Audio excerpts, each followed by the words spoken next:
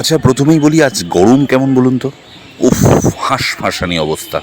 দেখুন, তার মধ্যেও স্টাইল কিন্তু আমার আছে, কিন্তু এত হাঁসফাঁসানি অবস্থা যে চারদিক কেমন থমথমে হয়ে গেছে, যে হ্যান্ডসামের এই হাঁসফাঁসানি দেখে।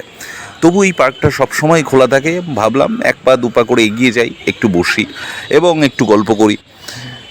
গল্প আর কার সাথে করবো, একা একাই বেরিয়েছিলাম।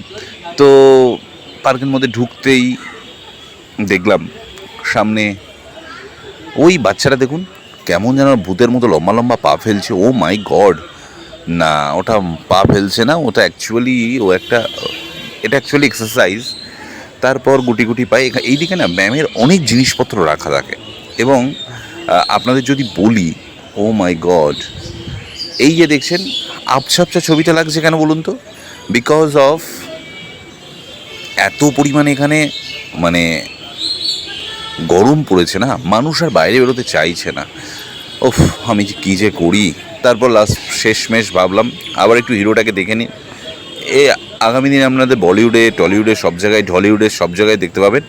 এবং এই ব্যায়ামের জিনিসটাই বসলাম, শুধু বসলাম না, একটু ট্রাইও করলাম, জানেন তো।